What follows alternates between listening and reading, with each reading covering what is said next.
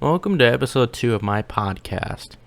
It's still only me, but this time with a better microphone, because the old one was garbage. And I think we can all agree that.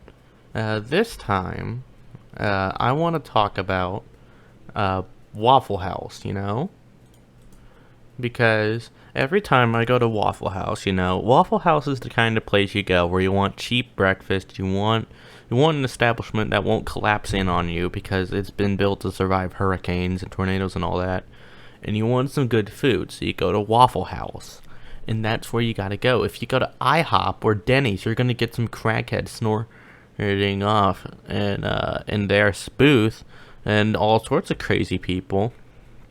As confirmed by a friend of mine who goes to Denny's and got stalked by an old pervert, probably, while he was there. And I quote, he was ready to shank some people.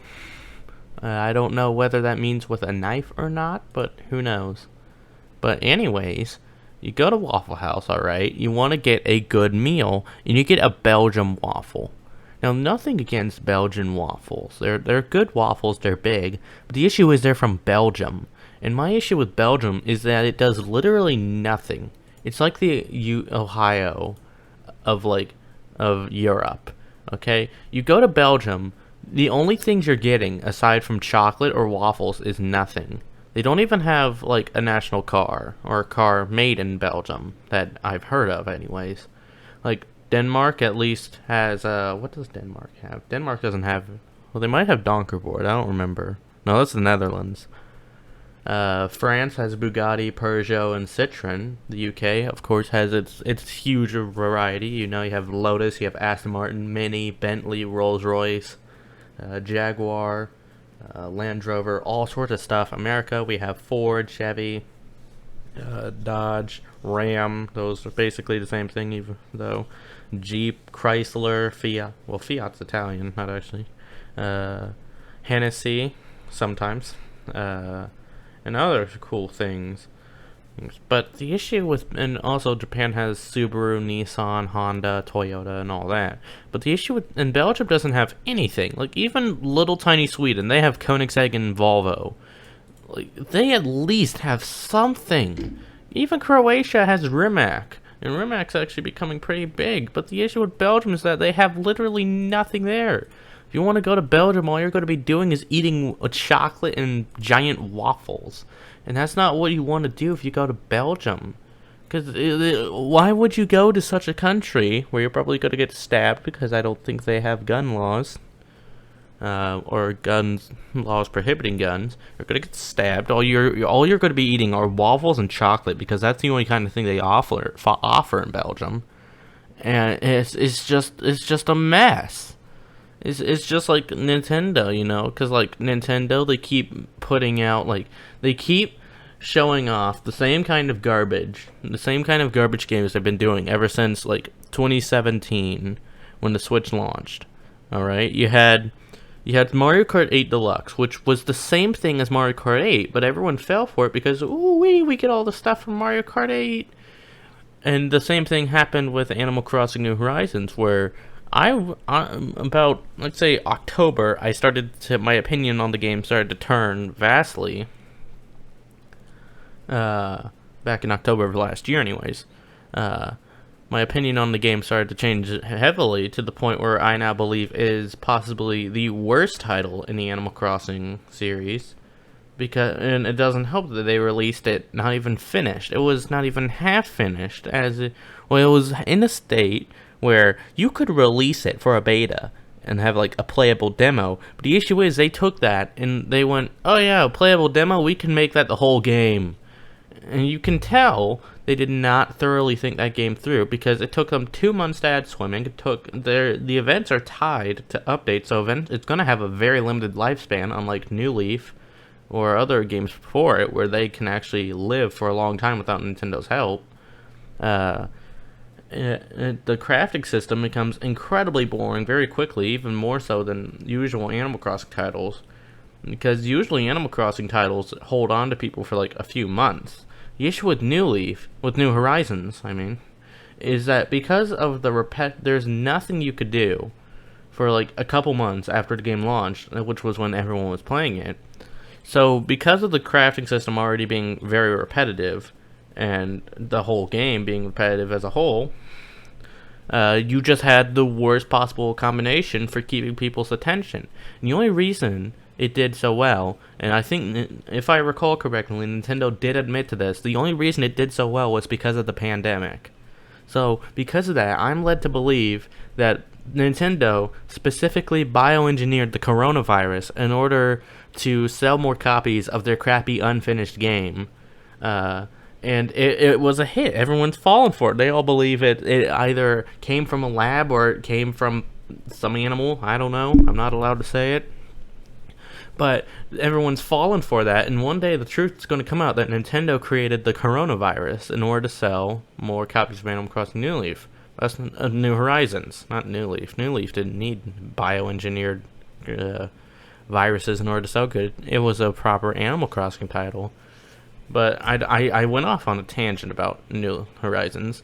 But what my point is that Nintendo repeatedly keeps pushing out absolute garbage over and over again. And the Nintendo Sims, like the people that whenever Nintendo, they literally snort out, it was like Miitopia. This is a good example. Miitopia, back when they revealed the port, I should say. I'm not going to call it a remake because it doesn't deserve to be called a remake. It's a port. Shut up. Of port of Miitopia to Switch, everyone just got on their friggin' knees and they just went, oh my gosh, the holy lords at Nintendo have blessed us with another great hit. And it's not. It's just a 3DS port. This is what they've been doing for the past 3 years. Last time Nintendo actually did something mediocrity, I don't even know how to say it. The last time they did anything good was when they released Super Mario Odyssey, and that's just because it was a pretty good Nintendo game that was in the works for years. Meanwhile, Animal Crossing New Horizons got pushed around 2 times, pushed back to its March 2020 release date, and it still didn't fix the game.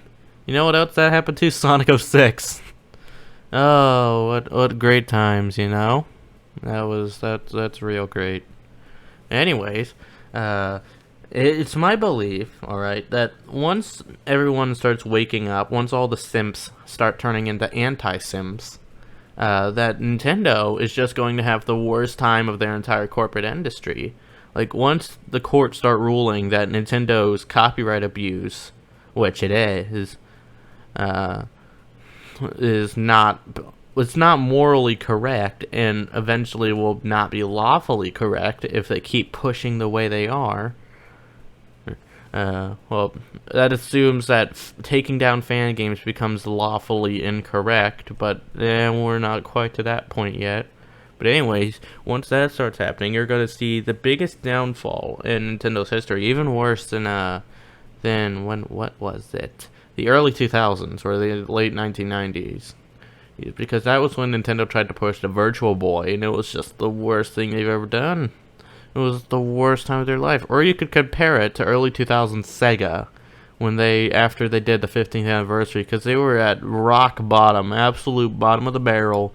There was no coming back from this, but they managed to come back from it thanks to games like Generations, actually clutching it. And then later on, fan games, now turned official games like Sonic Mania. Even if Sonic Mania is now rubbish and is just repeatedly thrown out for free in order to get like something, I don't know. There's not really any sort of like rhyme or reason for that. I don't know what I'm talking about at this point. I'm just really speaking my mind at this point.